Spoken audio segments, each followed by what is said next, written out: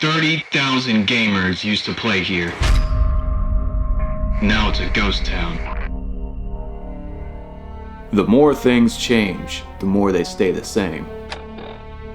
Boundaries shift, new players step in, but perspiration always finds a place to rest its head. We fought and bled alongside Call of Duty. We should have known they'd hate us for it. History is written by the victor, and here I am thinking we won. But you bring down one enemy, and they find someone even worse to replace him. Call of Duty is undeniably a cornerstone of gaming and forever changed the landscape of the FPS genre as we know it. For better or for worse. It was truly magical to live during that golden era of CoD, where meme culture was just starting to sprout, and nothing was more entertaining than listening to an 8-year-old squeal through his $10 headset microphone at you for vaporizing him with 2 lever-action shotguns. You probably fucking still live in your mom's basement. However, times have drastically changed, and the franchise that many of us grew up loving has been absolutely dragged through the mud by shady, greedy business practices, questionable game design algorithms, and so many DMCA takedowns and copyright claims that it would make even Nintendo blush. Many CoD fans have become dissatisfied with the new direction that CoD has been taking over the years and just want things to go back to the basics. But let's be honest, Activision would much prefer the dollar signs over doing something like that. If Activision won't make a classic CoD anymore, then naturally someone else will take a crack at it. Many games have stepped up to bat with the expectation to completely dunk on CoD and become the next best thing since sliced bread, but almost every attempt has fallen flat on its face. And there's no bigger example of this than Ubisoft's XDefiant. This game has had a turbulent history right out of the gate, and after only mere months of being available to the public, Ubisoft announced they were axing the project mid-2025. So what the hell happened? Why was XDefiant significant to the FPS world? Why did it die? Why did we have to get a CoD competitor from an equally shitty company that everyone also hates? Well, let's put on the gloves and perform an extensive autopsy of XDefiant.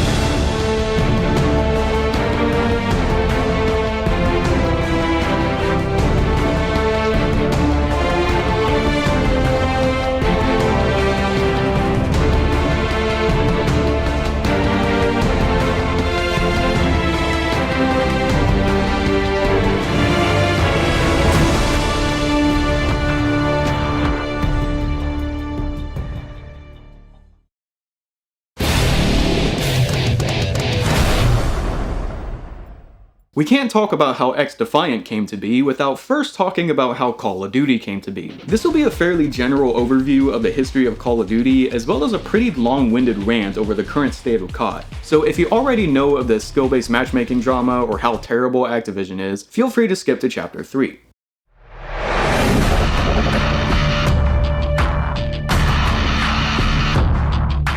Call of Duty has its humble roots as a series of World War II shooters by Infinity Ward, who at the time was composed of several former developers of the critically acclaimed Medal of Honor series of World War II shooters. The games garnered a fairly positive reception, but gamers were quickly getting tired of the oversaturation of World War II shooters. It wasn't until 2007 that Infinity Ward would change the FPS genre in online gaming forever with Call of Duty 4 Modern Warfare.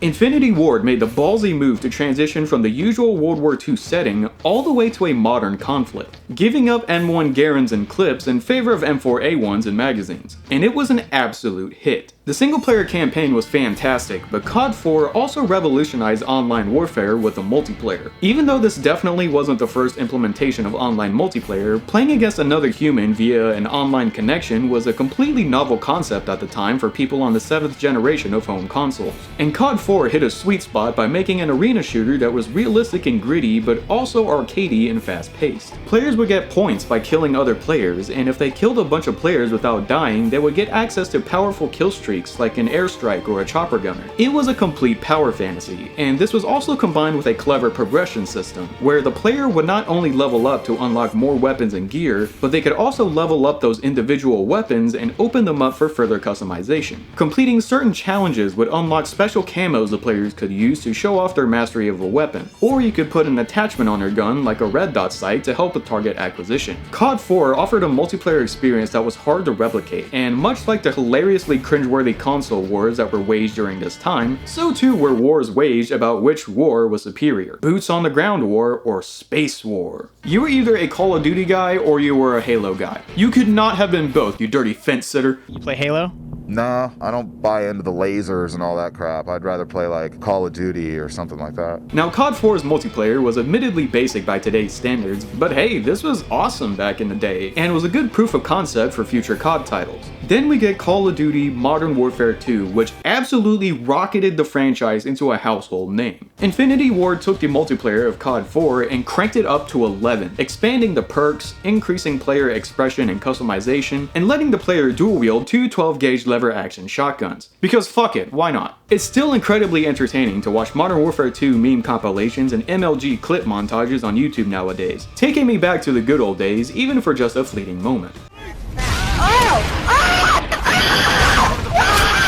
The good old days when you would get home from school, noob tube some boosters in a free-for-all lobby, and hear the most vile and creative racial slurs you never even knew existed in the English language. We really didn't know how good we had it, but nothing was going to last forever, because the Call of Duty formula would eventually start to deteriorate.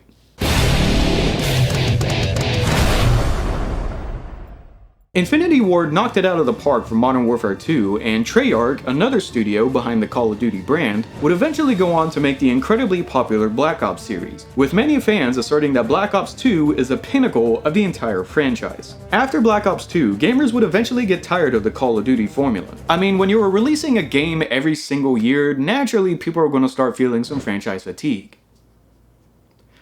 Oh, the irony. It's from this point on that the Call of Duty series would take a nosedive, with lackluster entries to the series and desperate attempts by Activision to dip Call of Duty into the various FPS trends that were happening over the years. We have Call of Duty with jetpacks, Call of Duty in space, hero shooter Call of Duty, which was also Battle Royale Call of Duty. But then Infinity Ward came back and revolutionized CoD with the 2019 reboot of CoD 4, frustratingly titled Call of Duty Modern Warfare. I just call it CoD 19 for short. I'll admit I stopped playing CoD after Black Ops 1, but CoD 19? Oh, that brought me back. This was everything I wanted to see return to Call of Duty. Fast-paced action, boots on the ground, a shiny new game engine, the gunsmith system, which technically bumps up the gun count to an insane number. Like, you could take the AKM and change its parts to turn it into an RPK, or you could convert the M4 into an AR9 and turn it into an SMG. This game did so much right, but it also did so much wrong, and is arguably the turning point that caused Call of Duty to be in the current state it's in. I mean, look at CoD 19 and then look at literally every other Call of Duty game that has been released since. CoD 19 was a lot of fun, but it definitely paved the way for increasingly shitty business decisions by Activision Blizzard. $60 game at launch, a paid battle pass system slowly drip feeding content into the game, paid bundles with ridiculous skins that sucked out all the immersion and realism from the game. All of that can be traced back to CoD 19, but one of the most controversial aspects that still continues to be a problem in CoD is the implementation of a strict skill-based matchmaking system. Now take this next bit with a grain of salt because there's a lot of conjecture, misinformation, and outright wacko conspiracy theories surrounding the subject. But this will be very important later on in this autopsy. Many online games nowadays implement a form of skill-based matchmaking, utilizing an algorithm to match players up with similar skill levels. Back in the day, you would just join a lobby and it would throw you into a pool of players with varying skill levels, ranks, and experience. If you were a good player, then it was much easier for you to dominate the lobby, and even if you were new or inexperienced, you still had the ability to learn the maps, develop a playstyle, and gain that experience. You just wouldn't be at the top of the leaderboard. Many games implement SBMM, but many players heavily criticize CoD 19's flavor of SBMM due to its efficacy. New or inexperienced players would get matched with other new and inexperienced players, and good players would get matched with the unemployment squad. The sweats, if you will. The bad players aren't learning or improving anything from being challenged by a higher skilled player, and the good players become frustrated with the game because they feel like an algorithm is tugging at the strings, determining when they can or cannot enjoy the game. Many of us play CoD to decompress after a long day of work or school, and some players are just naturally better at the game than others. We shouldn't have Big Brother AI completely rigging our game experience to where we have to play with the intensity of a fucking Korean StarCraft player just to maintain a neutral kill-death ratio. This was a major point of controversy for CoD 19, and it hasn't really seemed to improve at all with later entries to the series. It's even gotten to a point where some players accuse the most recent Black Ops 6 of having skill-based damage, meaning higher skilled players would do less damage across the board than lower skilled players. Now let's be honest, that is absurd, but what does it say about Activision when I can hear that sentence and think for a second, well, it's not entirely outside of the realm of possibilities. I mean, it is Activision we're talking about. And if you didn't already hate ActiBliz enough, just wait and see how they treat the modding and PC communities. We're almost done with this section, but I need to end this with a business decision that tipped me over the edge personally and forever turned me off from the CoD franchise. You see, those of us on PC have a much easier time picking a specific CoD title and playing it. If we prefer the older CoD games, we could just fire up Modern Warfare 2 or Black Ops 2 and enjoy these games while the rest of the gamers can enjoy Black Ops 6 or CoD 19. Problem is, this is incredibly dangerous for your PC, as the servers for these older CoD games are not actively supported by ActiBliz. CoD 4 all the way through Black Ops 3 are not safe for your PC because the peer-to-peer connections these games utilize are susceptible to remote code execution exploits, or RCE exploits. From my understanding, hackers can quite literally inject malicious code directly into your computer just by you being in the same Modern Warfare 2 lobby as them. This can have a range of possible outcomes, from getting your personal files stolen, people installing crypto miners on your PC, to even installing ransomware, permanently blocking you from your system until you pay the hacker a ransom. Now, most developers would instantly hop on that and fix the game and prevent hackers from getting access to your PC, but not for CoD apparently, because this is still a rampant issue within the PC community. Players have resorted to using third-party clients like the Plutonium client, which hosts dedicated servers for various CoD games, allowing much safer connections and quite literally making these games playable. So all is good, right? We have our older games and now we can play them. Well, not if Activision Blizzard has a problem with it. If you weren't aware of it last year, there was a lot of hype around the project known as H2M. ActiBliz did a remaster of CoD 4, but they never gave the same treatment to Modern Warfare 2,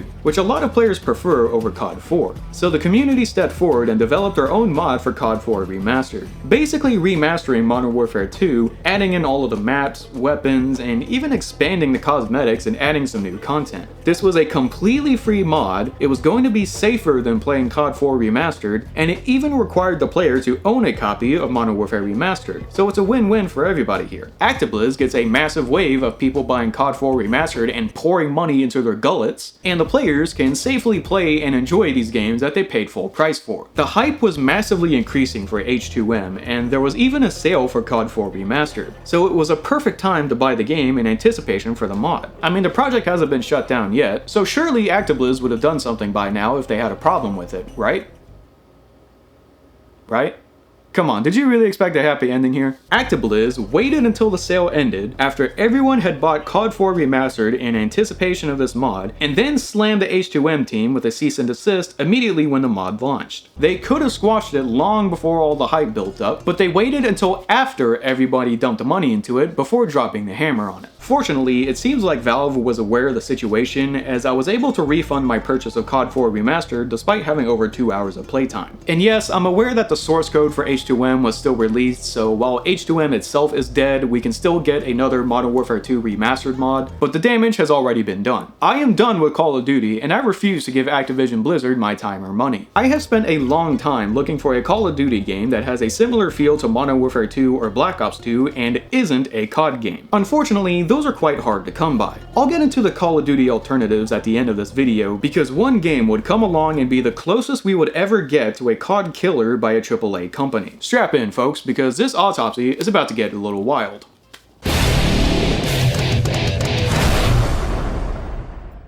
Fast forward all the way to 2021. The world is still frantic about an unspecified disease, Resident Evil Village would unlock a giantess vampire fetish among millions of gamers, and It Takes Two would provide the world with the greatest get your girlfriend into video games video game. In the middle of this year, everyone's favorite studio uploaded a video on YouTube for a worldwide reveal trailer for a hot zinger of a title. This is a free-to-play, high-octane shooter combining realistic gunplay, Just kidding, it was an absolute fucking train wreck. The first issue arises not even 5 seconds into the reveal. You saw that, right? This wasn't just XDefiant, this was Tom Clancy's XDefiant. You know, the guy who wrote countless award-winning military fiction novels, the guy whose name is on some of the most beloved tactical shooters in gaming history, the guy who passed away not even a decade before this game was revealed. But needless to say, the community was not happy, Ubisoft was rendered a complete laughingstock once again, and Tom Clancy was spinning so much in his grave that he ripped a fucking hole into the space-time continuum. This was a textbook example of AAA slop. Just a complete tone-deaf attempt by Ubisoft to cash in on the Tom Clancy trademark. Absolutely nobody asked for this, and after the trailer was promptly set ablaze by the community, the game just kind of poofed. The devs went radio silent, and I never heard anything else about this game until 2023, when the game released a closed beta, and somehow they got the public to do a complete double take on this game. They made the right decision to drop the Tom Clancy brand, rebranding it to just XDefiant. It became one of the top streamed games on Twitch, and the project was helmed by none other than Mark fucking Rubin, former executive producer at Infinity Ward. If anyone knows Call of Duty, it's him. Rubin was incredibly transparent on what was going on behind the scenes with XDefiant, which I think really helped improve the reception of the game. Then the game officially launches in 2024, and we finally get our hands on it. How was it? Well, let's cut a little deeper.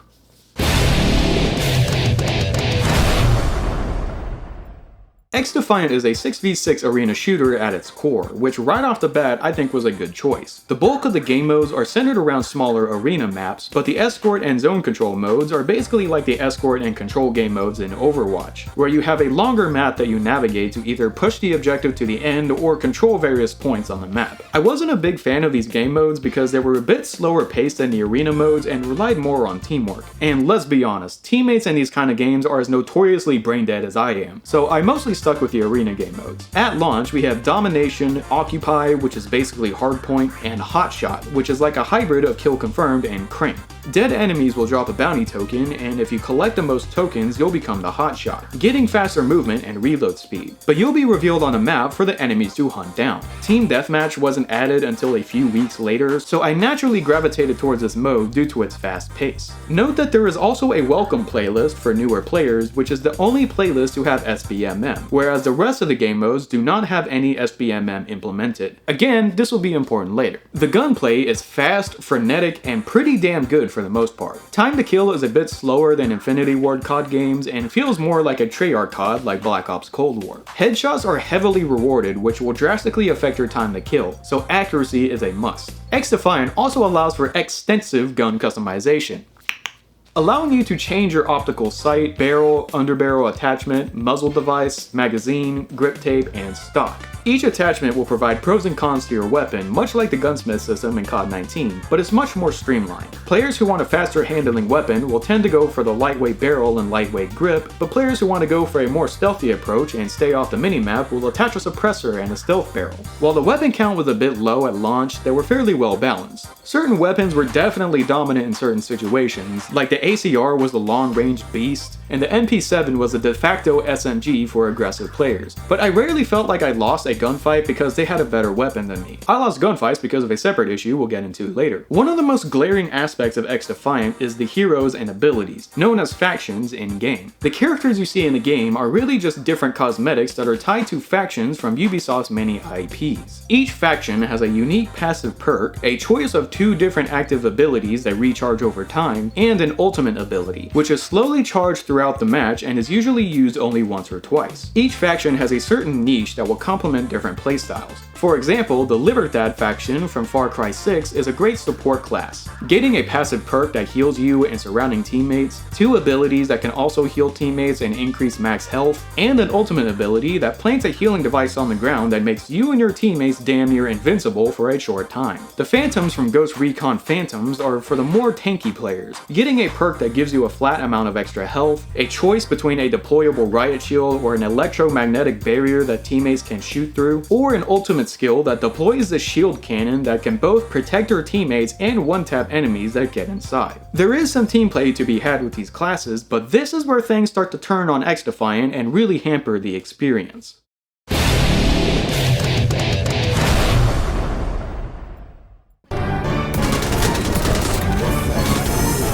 Unfortunate.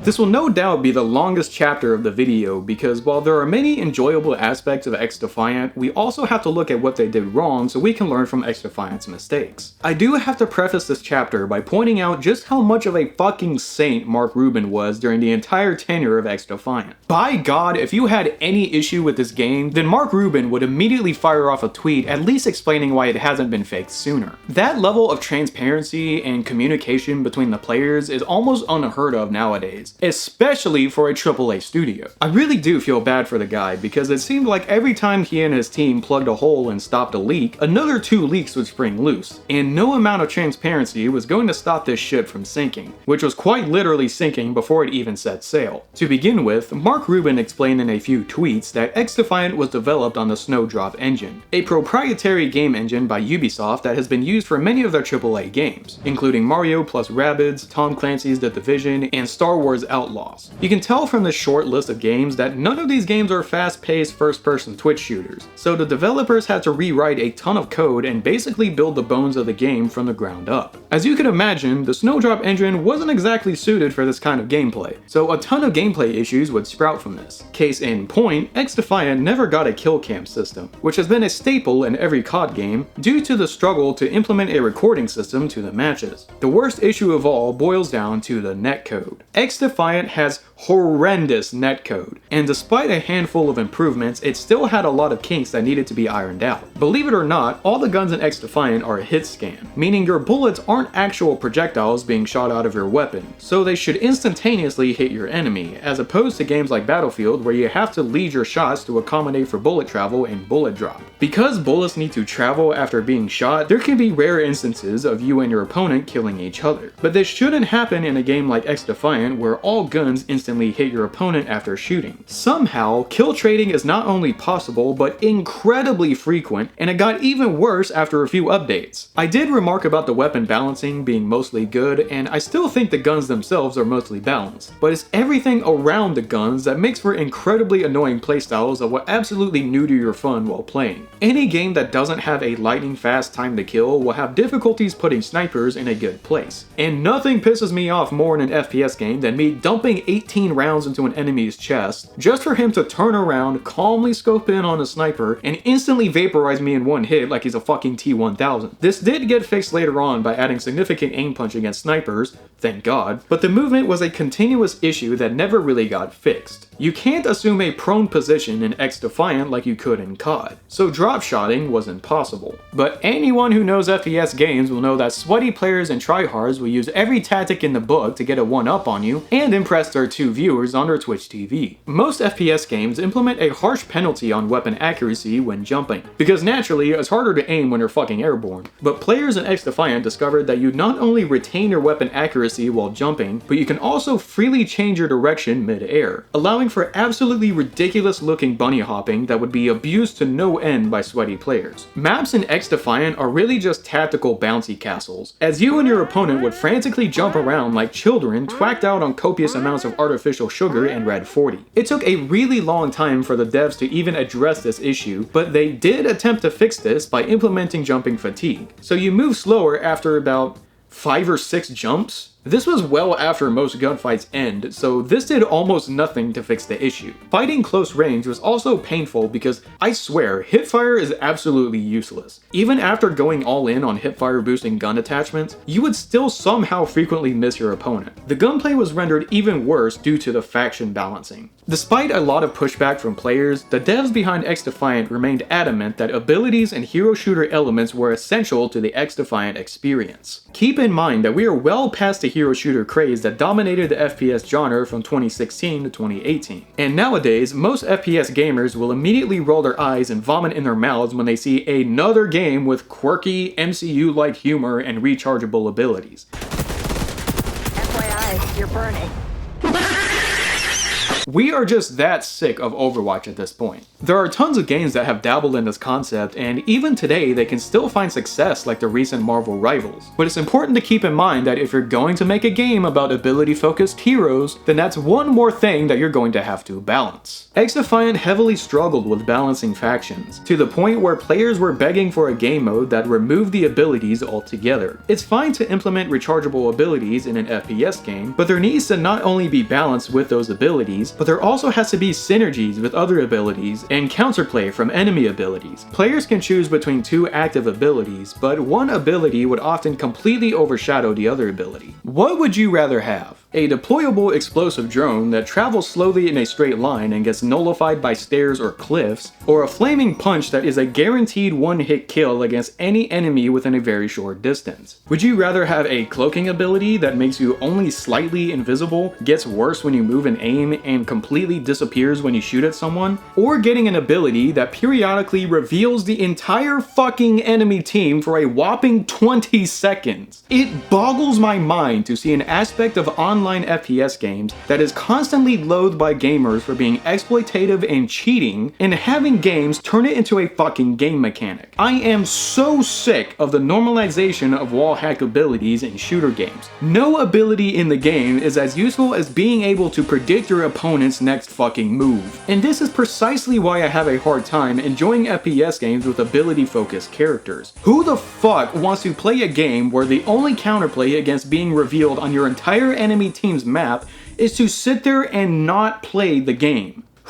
Sorry, I got a little carried away there. I need to maintain professionalism for this autopsy. Echelon's Intel Suit ability was adjusted numerous times throughout XDefiant's lifespan, but it remained an incredibly annoying ability with not a lot of counterplay. Also keep in mind that there were no player limits to factions, meaning it was entirely possible to have a whole enemy team composed of Echelon players who all coordinate their Intel Suit abilities to constantly have your team revealed on the map. The only true counter to the Intel Suit is the DedSec faction's ultimate ability, Lockout, which prevents the entire enemy team from using abilities or ultimates for a short time. I'll say that again. The only true counterplay to this one standard active ability is the ultimate ability of another faction that they only get one or two of in a match. Speaking of which, we didn't even get to DedSec's other ability, which was so annoying that the devs had to re-implement a fucking bug just so the players had a reliable method of countering it. Meet the Spider Drone. If you're not familiar with it, you will be. This little drone will scurry across the entire map in search of enemy players. If it finds an enemy, it will attempt to jump on their face. If it doesn't get destroyed, the drone will face hug the enemy, disrupt their vision, aiming, abilities, and movement, and slightly damage them for 5 seconds, effectively freezing them in place and ripping the keyboard or controller away from their hands. The drone can be shot and destroyed while it's traveling. If you time it right, you can melee the drone before it face hugs you. Teammates can shoot the drone off your face if it does connect, and another DedSec player can use the other ability to hack the drone and send it back to the enemy team. Problem is, most of this counterplay requires either extremely precise inputs and aiming, going out of your way to change your playstyle to counter this one ability, or teammates who aren't complete window-licking troglodytes. The counterplay just wasn't reliable enough to deal with the spider bot. Players discovered they can shoot the drone off their face by looking down and spraying, which was the most reliable method of dealing with the bot. Until the devs patched that out because because it was unintended. After numerous complaints from the players, they eventually added the bug back into the game. As you can see, a big reason why these factions were OP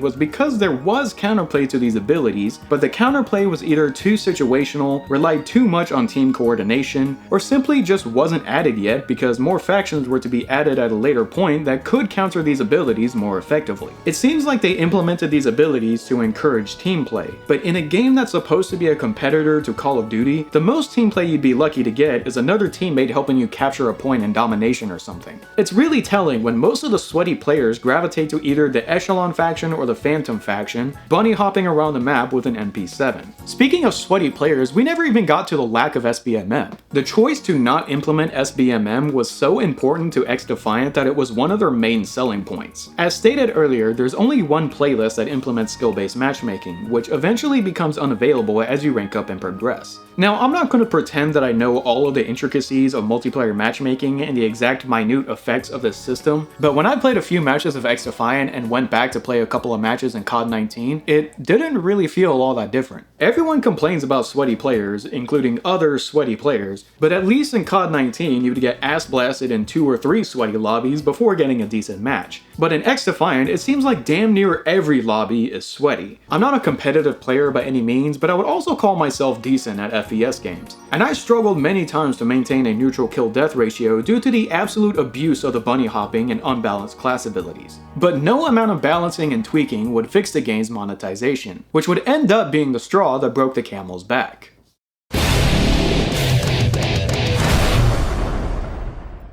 All of the previous stuff I mentioned could be fixed over time with just some simple balancing and overhauling. That stuff I'm not too concerned about, but what arguably sealed the fate for XDefiant was its business model. XDefiant is a free-to-play game, so as long as you have a Ubisoft account, you can play the game, although it's only available through Ubisoft's digital storefront known as Ubisoft Connect. Honestly, if this was released on Steam, it would have brought a lot more eyes onto the game, but Ubisoft is as Ubisoft does. Of course, there's no such thing as a free lunch, and the developers need to be paid somehow in order to keep the game up and running. This was accomplished by a battle pass system that's pretty much the exact same as you would see in either Fortnite or Call of Duty. Playing the game gets you battle pass experience, and reaching certain thresholds will unlock various weapons and cosmetic goodies, some free and some requiring you to purchase the premium edition of the battle pass. Now, I'm normally not in favor of a battle pass due to it promoting FOMO and encouraging constant play of the game in order to get decent cosmetics, but at least those battle passes actually provide decent cosmetics. XDefiant's battle pass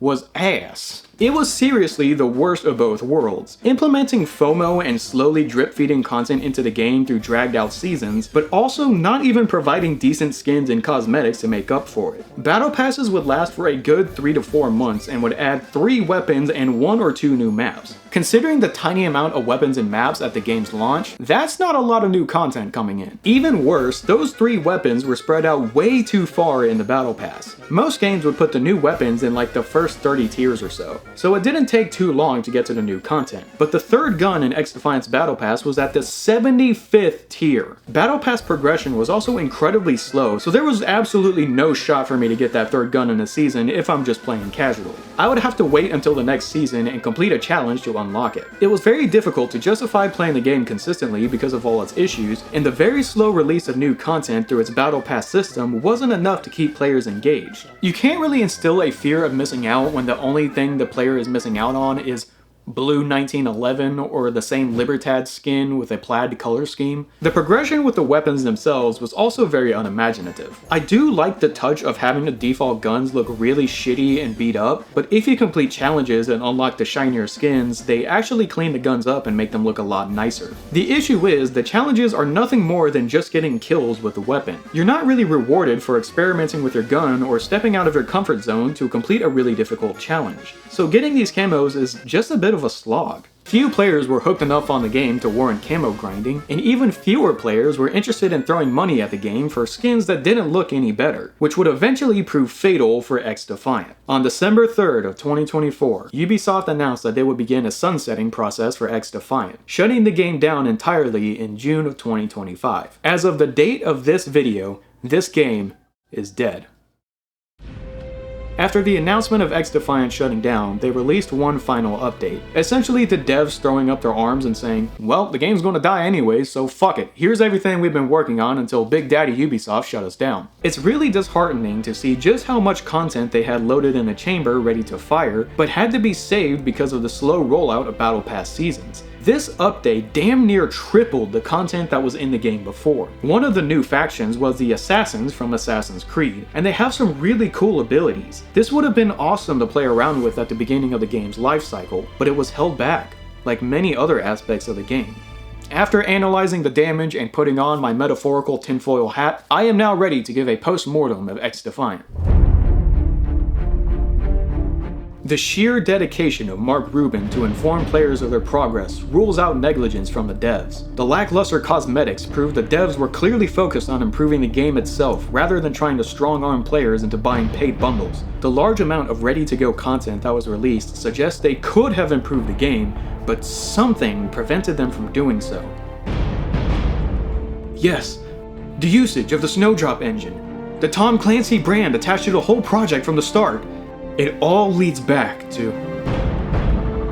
oh my god. This game didn't die of natural causes. It was murdered. The prime suspect? Ubisoft.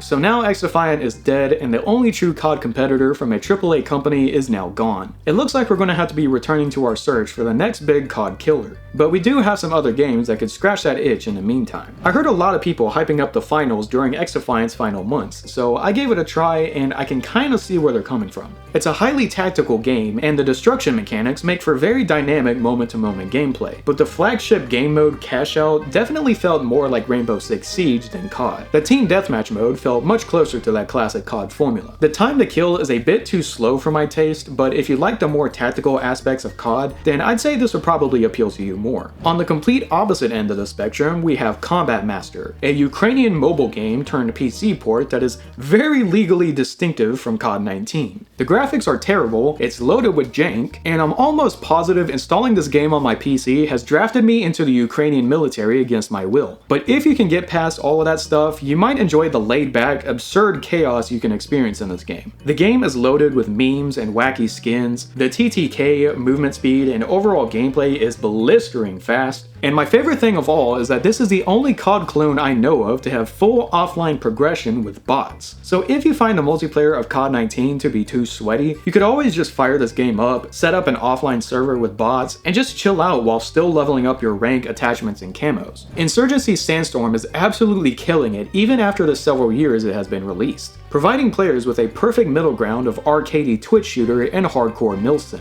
There's a ton of weapons and weapon customization, several PvP and PvE game modes, and the business model of releasing continuous free updates with a free cosmetic set and an optional paid cosmetic set for those who want to look cool and support the devs is absolutely fucking genius. And I think every FPS game should follow New World Interactive as an example of how to properly implement cosmetics in a continually improving game, especially XDefiant. The most COD-like game I would recommend is a Korean FPS game called Iron Sight. Again, the graphics are dated because this game goes back a fair bit, but you can still sometimes find lobbies and have a good time. It's free to play like the finals and Combat Master, but it uses that weird Asian system of renting guns, which may turn you off at first, but after playing the game for some time, it's really not that big of a deal, and I earned a ton of cosmetics and permanent guns by just playing the game and not spending any real money on it. Of course, you can always just go back to the good old days of COD with the Plutonium client running Modern Warfare 2 and the OG Black Ops games. And there's a bunch of mods for Ravenfield that make the gameplay very COD-like, even replicating the UI from various COD games like Cold WaR. This is another one of those great offline, decompressed kind of games. Lastly, it should go without mentioning that Roblox has a surprising amount of high-quality FPS games on offer like Bad Business, Deadline, and Frontlines, with the latter being the most similar to a traditional COD game. The Roblox engine has been vastly improved over the years to the point where developers can implement entirely new character models instead of those goofy-looking LEGO characters everyone's familiar with. Just be careful because the games you might be enjoying could very well be infested with those pesky PDF files,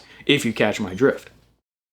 To conclude this autopsy, XDefiant had loads of potential, but it just didn't have enough meat on its bones to make for a succulent Chinese meal. Many of its features and mechanics were underbaked, and the concept of a hero shooter already left a bad taste in everyone's mouth before the game was even revealed. Those of us who want a CoD competitor do not want Overwatch, or Black Ops 4, or Quake Champions, or some other kind of hero shooter tinged FPS game. We want Call of Duty. No my team versus enemy team, no operators or abilities, no jetpack, gobblegum, give a dog a bone. We want Spetsnaz versus Rangers, plain Jane, boots on the ground, squeaker in a headset, Mountain Dew drinking CoD. XDefiant was an interesting experiment on the significance of SBMM in games because it seems like maybe skill-based matchmaking wasn't the culprit as to why the more recent CoD games feel sweaty. Instead, the bar has just been raised substantially over the years. When I played XDefiant, I felt the exact same moments of annoyance and rage that I did with CoD 19. Some games I would dominate the lobby, and other games I would get absolutely rinsed. Movement, aiming, and weapon handling have gotten way more refined and responsive than it used to be. And the prevalence of streaming platforms like Twitch means more players are incentivized to play the game as best as they can because now there's a financial incentive that's becoming more and more accessible. Nowadays, games are more than just a relaxing bit of escapism after a long day of work, as much as we all want them to be. This has become people's livelihoods. Getting rid of SBMM was never going to get rid of sweaty players, which was really the crux of the complaints people had against it. We tend to look back on the older CoD games with rose-tinted goggles, confidently pointing out that sweaty players didn't exist during the good old days, like this one tweet I remember seeing some time ago. But that wasn't at all true. I use the term tryhard all the time in my younger days of playing CoD. The games weren't perfect. Balancing was terrible. FOMO-inducing business models took the form of several map packs that you would have to buy if you wanted to play with a friend that had all the map packs. And if you used a combination of hardline, lightweight, and commando and ran around the map darting towards players with the tack knife, I wanted to firebomb your house IRL. The good times we have in games don't just come from the games themselves, but also the good things that are in our lives while we play them. Some of my favorite moments playing CoD were actually during the raids in the Modern Warfare 2 reboot, and I fucking hated doing them.